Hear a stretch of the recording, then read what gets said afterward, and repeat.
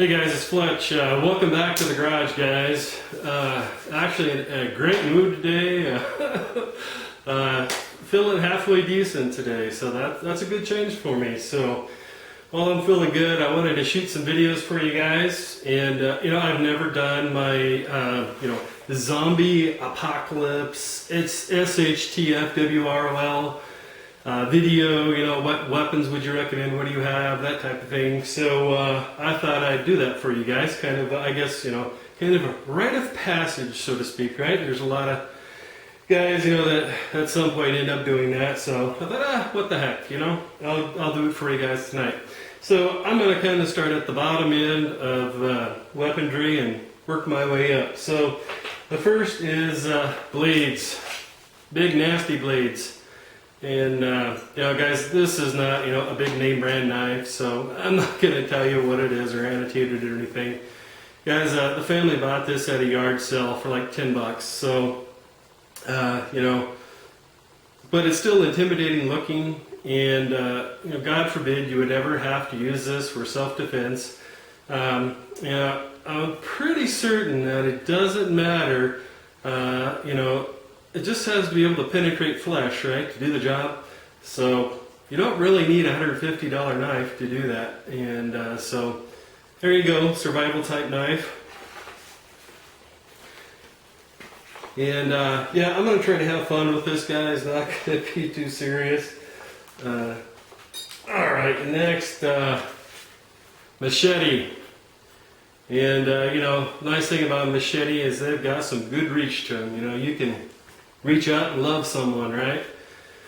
And that's a nice thing about a machete. If you've never seen the destructive power of a machete, I wouldn't probably go so far as to say that it's as good as Denzel Washington did in the Book of Eli.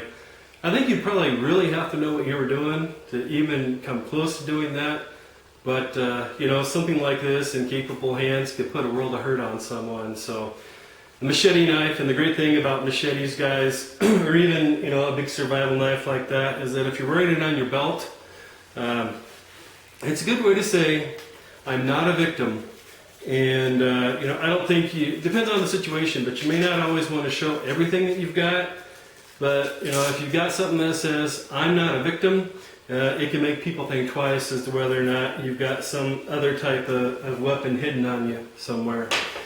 Alright, so after blades, now we're going to talk about firearms. Guys, I'm a big proponent, big fan of the 45 ACP round. Now, having said that, I am far, far from a gun snob. I look at it this way. If it does the job and I can afford it, that's good enough for me. I'm not a gun collector. I don't have safe queens. All of the guns I have, I use. And, maybe someday I'll get to that point, but for right now, no. If I'm going to buy a gun, it's going to be something that I'm planning on using. You don't have to have a lot of money to invest in a 45 ACP, guys. This happens to be a high point 45 ACP. And as I'm going to tell you right now, there's tons of high point haters, so there's probably going to be lots of comments down below like, oh dude, are those weapons really as crappy as everyone says? Go back to playing your PlayStation, and whatever you're doing. But for those of us that are out here in the real world and we pay our own bills, sometimes this is all you can afford. And guys, if this is all you can afford, this is a decent weapon. No, I didn't say it's a great weapon. I said it's a decent weapon. It'll get the job done. And guys, I did a whole video about the high point firearms, so if you haven't seen it, go back and watch it. It's called Something is Always Better Than Nothing. And but again, the 45 ACP round was developed at the end of World War I as a trench warfare weapon. The 45 ACP round has excellent stopping power. Plus 45 rounds are pretty easy to find anywhere in the United States. 9mm, it would also be a pretty decent round. I don't think it has good as stopping power as the 45 does. The 40 is also a decent round, but hey, come on, man.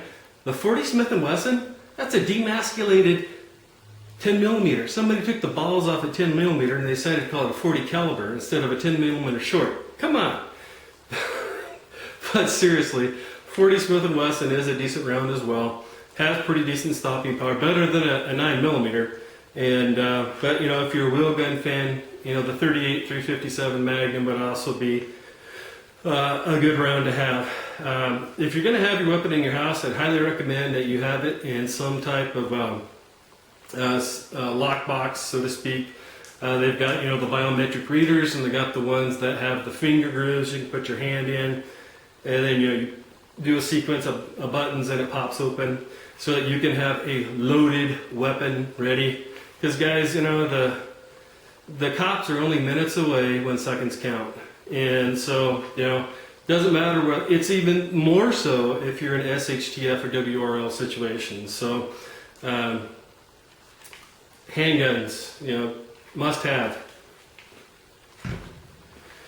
All right, so let's start talking about rifles.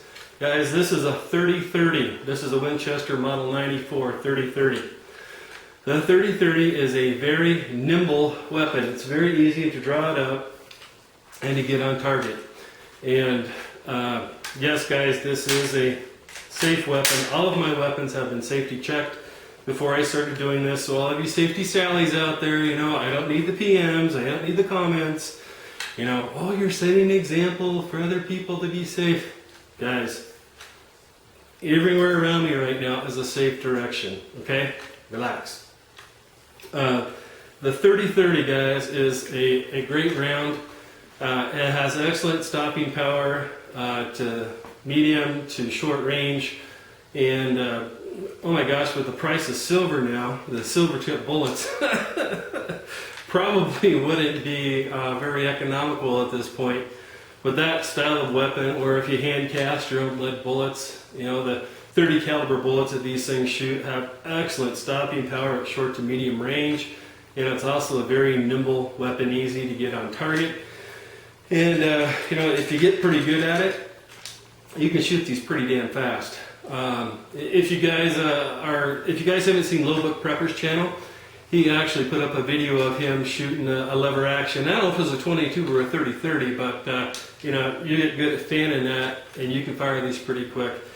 And like I said, the 30-30 round is a pretty devastating round. So there's a 30-30.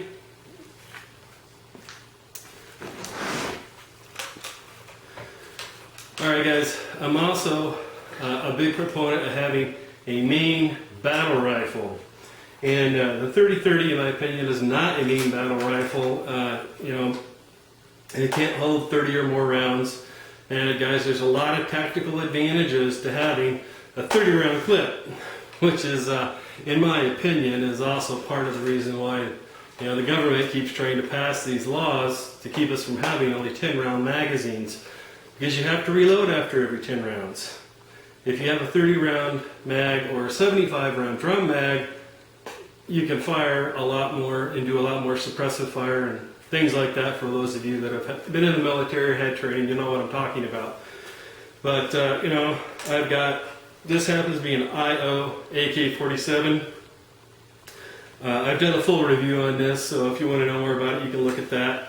And yeah, I know that blue flashlight on there, that is just on there for, I set it up for doing product testing on this mount that mounts on the Picatinny rail on the bottom. But yeah, this also fires a 30 caliber bullet. In my opinion, it has very good stopping power. And no, I don't want to get in the age-old debate, you know, which is better, the AR-15 or the AK-47. For me, frankly, it came down to a matter of cost. If I could afford it, I'd have both. But, you know, to be quite frank about, you know, I was in the Army, shot a lot of M16s, MP5s, things like that. But if I was only to pick one weapon, this is what it would be for me. That doesn't mean I think you're wrong if you don't agree with me either. That's just my opinion. And hopefully we can all be grown-ups and big boys, and we can agree to disagree and move on, right? Alright, guys, moving right along. This is an air rifle. This happens to be a Daisy Model 880. Our family has several of these. This is what I use to shoot teach my kids how to shoot rifles initially. along with the 22. But guys, these are not toys. They can hurt someone pretty bad. And frankly, some of the newer air rifles and pellet guns can, fire at the same feet per second on the lower end of the 22 long rifle. So they can be pretty powerful. And for those of you that are living in an urban environment, those pesky pigeons down at the park in an SHTF WROL situation might come in pretty handy for the hungry. And with something like this, guys, these are very accurate. Ammunition is extremely cheap. You can buy, I think the last I bought, and it was at my local hardware store, so I'm sure I paid a premium for them, but I like to support them. Anyways, like a tube of 5,000 BBs was like $5. And I know you can get them for less than that, but these will shoot BBs or pellets, and they will definitely kill a rabbit or a bird or something like that, up to a pretty decent range actually. But again, if you're going to have something like this, guys, you need to train with it. You need to know its limitations and what it's capable of. And this is something, guys, that you could definitely do harassing fire with. And I'll cover harassing fire when we talk about the 22. So air rifles and pellet guns, guys, great, especially for those of you in urban environments where you probably don't want to attract attention to yourself. So there you are. All right, guys, so here is the 22 long rifle. Guys, this is the most useful rifle in the world, in my opinion. They are used all over the world. In fact, there's been several very good books written about the 22 long rifle. And in survival situation, guys, there are people that have even killed big game with one of these. And notice I said in a survival situation, so I'm not telling you that it's legal to go out and shoot big game with this. That's not what I said. But the 22 long rifle is an extremely accurate rifle, easily out to 100 yards, and if you're good, you can even get better than that, especially if you have some good powerful ammunition as well. But these can fire. I've got several steel lips, the Butler Creek banana magazines they call them. And you get up to 25 rounds with these as well. And guys, this would be an awesome weapon for harassing fire. And guys, what I'm about to tell you on this, understand that the context in which I'm giving this to you is in an SHTF or WROL situation where your life is, in imminent danger, or the lives of your family, something like that. Someone is trying to kill you and you're trying to defend yourself. Something like this, guys, can lay down some incapacitating harassment fire. And because they are very accurate, they do have a decent range. If you take a couple of 22 long rifle rounds to the eyes, the face, the throat, the groin, it's going to ruin your day, guys. That's the only way to put it. And it may not terminate the threat, but it's definitely going to incapacitate them, especially if you get the eyes, the throat, and also any damage that's done to the throat. We all have a natural reflex to grab your throat when there's damage done to your throat, so it's very incapacitating. And if it's a guy and they're trying to kill you, hell yeah, shoot them in the junk, baby. It's all about protecting yourself and your family in that situation. So I have absolutely no problem with that in that context. So 22 long rifle. All right, guys. Next up, let's talk shotguns. This is a Mossberg 500, and as far as a good weapon for close to mid-range shotgun is pretty stinking hard to beat, guys. You can fire a lot of different rounds through these. They'll fire up to a 3-inch Magnum shell, and they're not expensive. This is a Mossberg 500. The Remington 870 is also a very good weapon.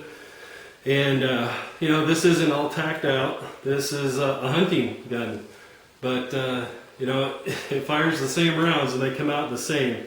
Putting all that tactical gear on it, guys, doesn't make it necessarily any more deadly if you know what you're doing. But having said that, you know, you certainly can, you know, accessorize these very nicely with tactical gear. And you know, I like to hunt, and so for me, I don't really care for all that tactical crap on there if I'm hunting. And you know, if a guy wanted to, and you believed in that, you could always, you know, go ahead and buy, you know, your tactical stock and grips and all of that, and have them available. Also, something to note, guys, in case you don't know, in almost all states, you're required to have a plug in the gun. So let's say if you go to a pawn shop or a gun shop and you're looking for a cheap used shotgun, in the tube here, down in here, there's a plug so that it can only have 3 rounds in there. And so obviously in an SHTF WROL situation, you'd want to take that plug out so that you could hold the max. And the Mossberg 500 is a very highly rated rifle. I think it's the only, or excuse me, shotgun.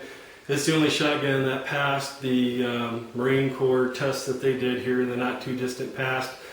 But something that I'll tell you right now that I like a lot more about the 870 than the Mossberg 500 is that on an 870 you can add an extension onto the end of the barrel to add more shells into it without changing the barrel.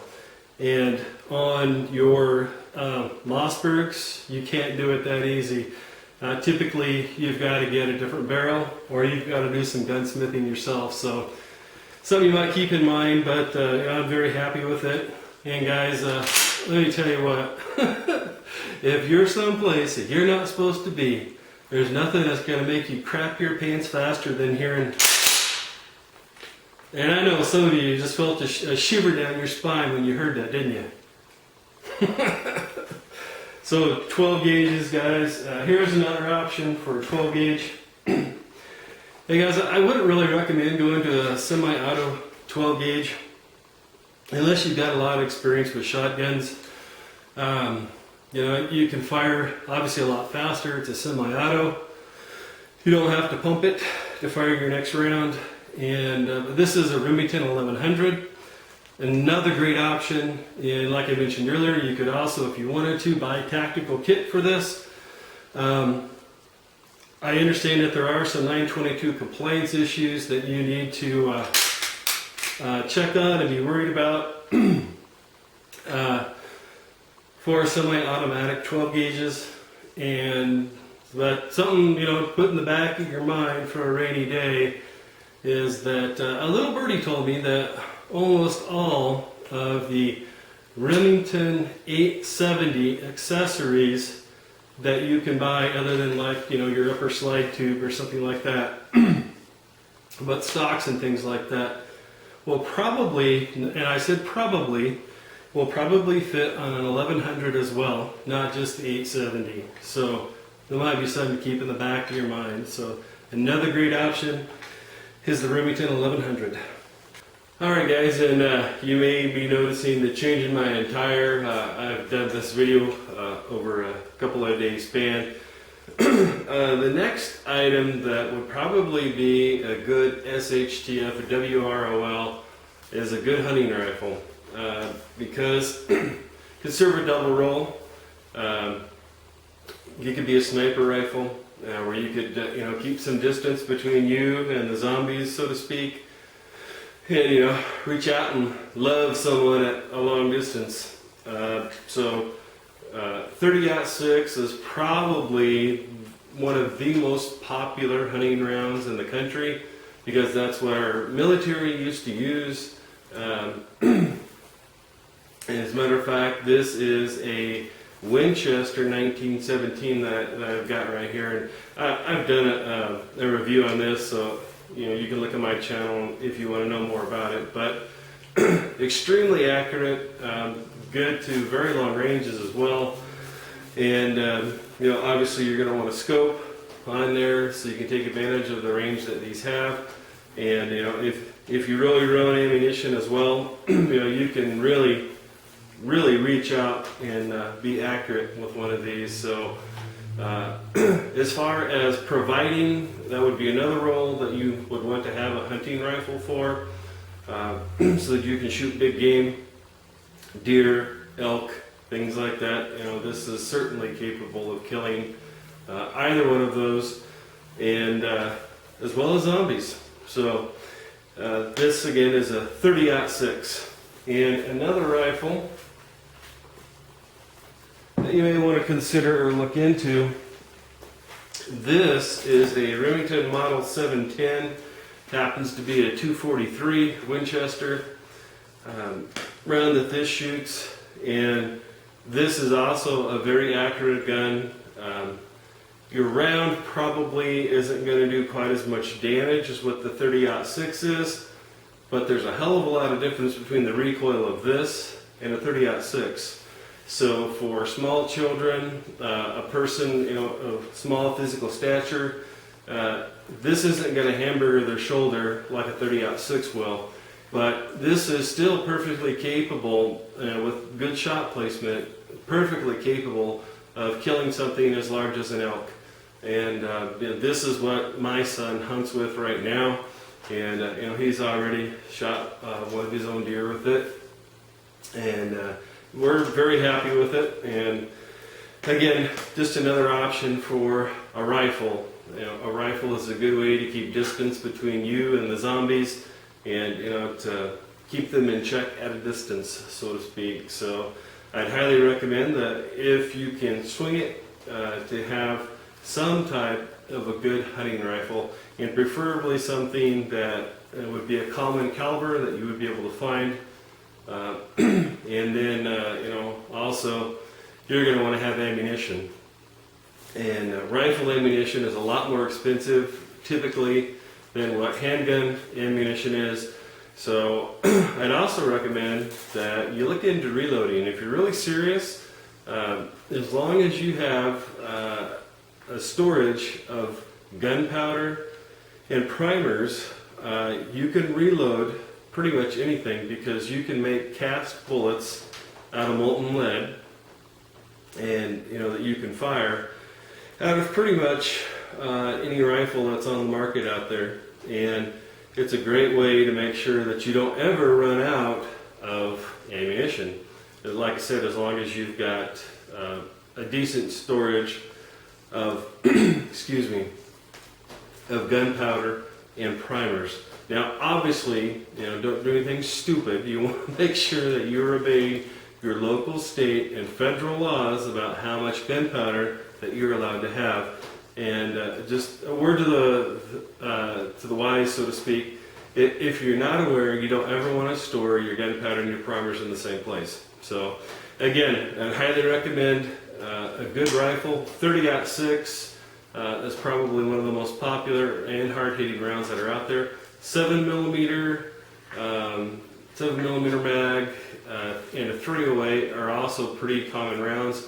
308 I'd say is probably about on the same par as a 30-06 as well, because that's a NATO round. So that might be a very good option as well. And if you want something that's not going to hamburger your shoulder, for people that are smaller in stature, a 243, in my opinion, is a great option for that. So, alright guys, thanks. Alright guys, and as far as shotguns go, let's say right now all you can afford is to buy one weapon.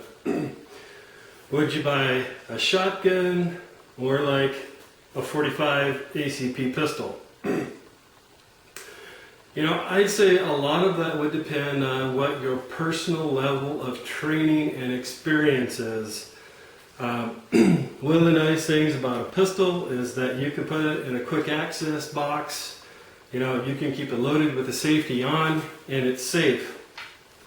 And as b.o.b says, yes, it's loaded, and I feel safe. But where I'm coming from and the way I look at it, I have kids. I have neighbor kids. So, you may have those. You may have grandkids. And you know, a shotgun, even though this is a very devastating weapon, and that's a very intimidating sound, the problem is where are you going to put this so that it's readily accessible and you can use it when you need it. Guys, the cops are only minutes away when seconds count.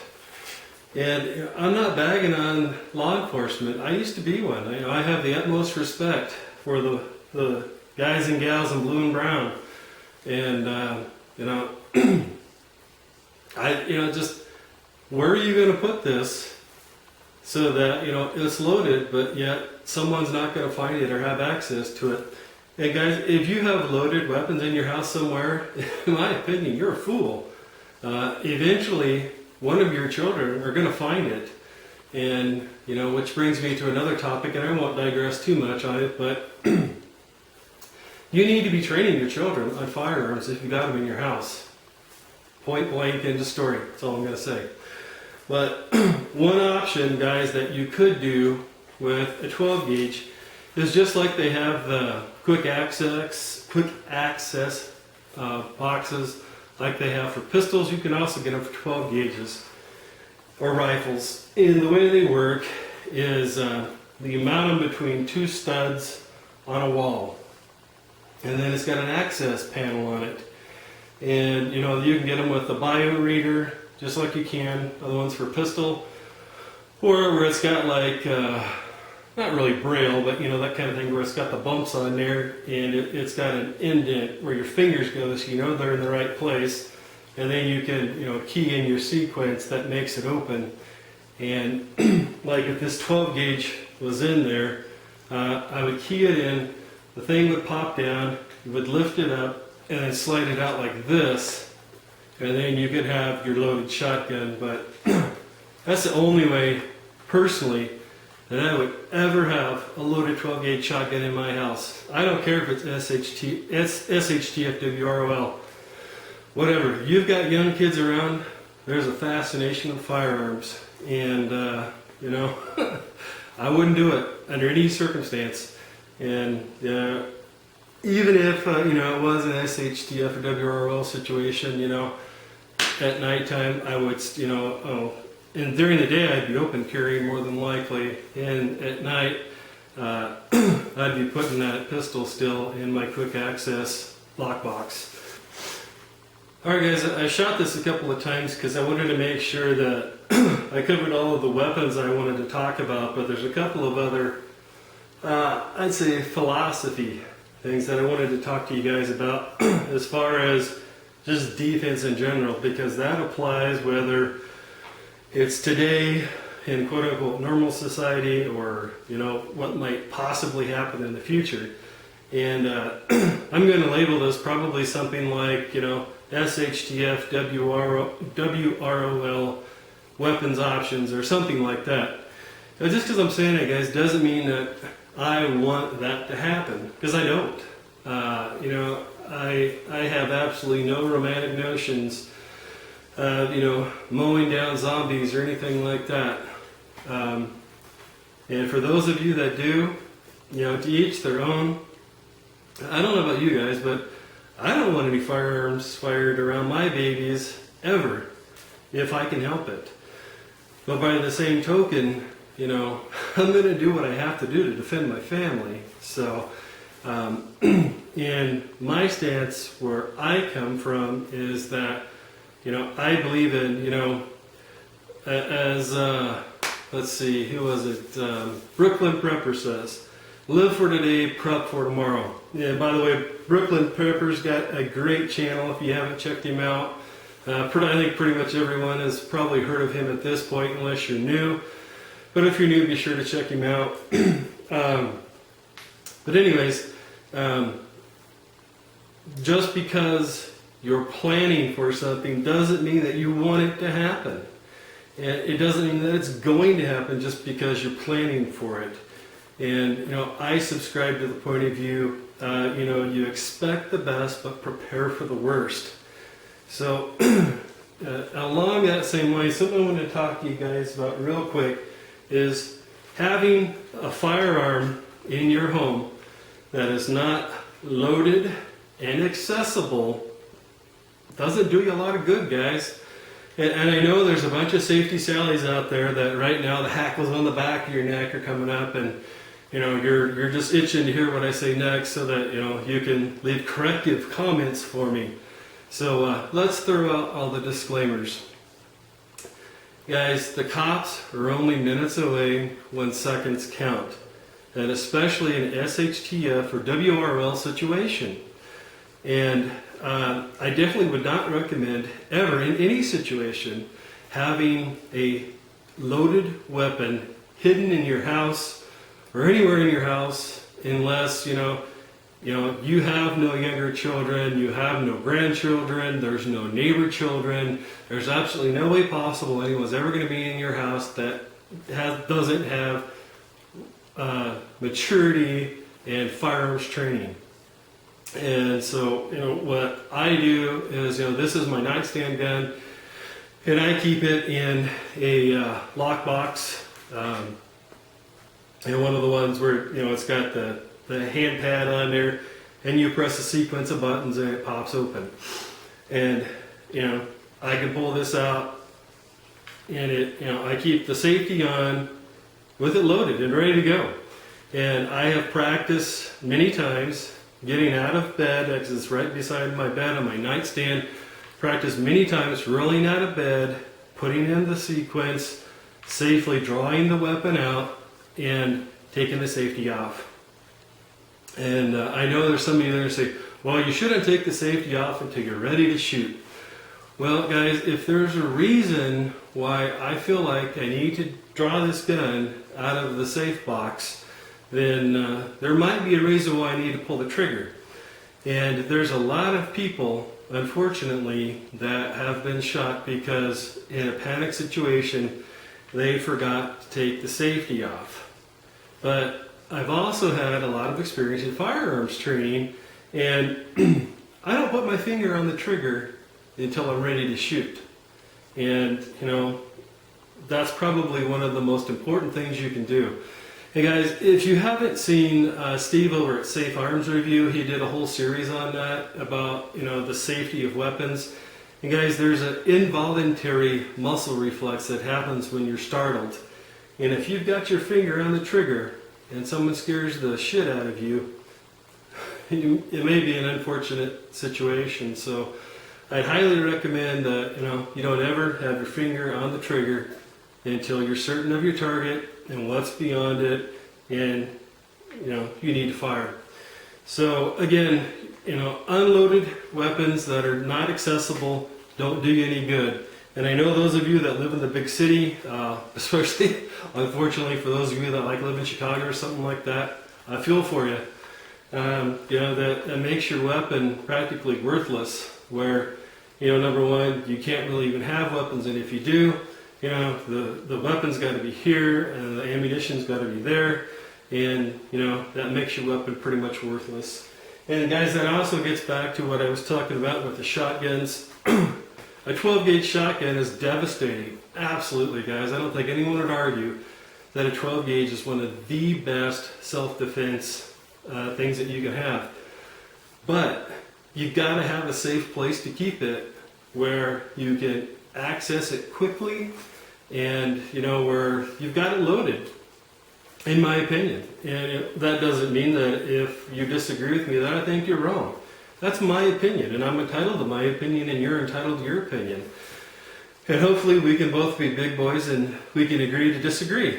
But yeah, guys, if you're thinking about going with only a shotgun because that's all you can afford right now, I would really, really seriously rethink that, especially if you have young children, grandchildren, neighbor children, anything, because a weapon that is not loaded and easily accessible doesn't do you any good. So, all right, guys, thank you. I didn't intend for this to be this long, but as I went out, I just kept thinking of things that I wanted to share with you guys and relate to you. Especially for those of you that are new, and I have gotten some messages from some people that were new to a lot of this, and you know, thanking me, because a lot of people assume that, you know, that everyone knows this, and there's a lot of people out there that don't. So guys, if you're one of those people and you need some extra help or whatever, I'm more than willing to help you guys where I can. And you know, if it's something that I have training or expertise in and I'm able to help or make suggestions for you, I'd be more than happy to help you with that. So thanks guys, God bless.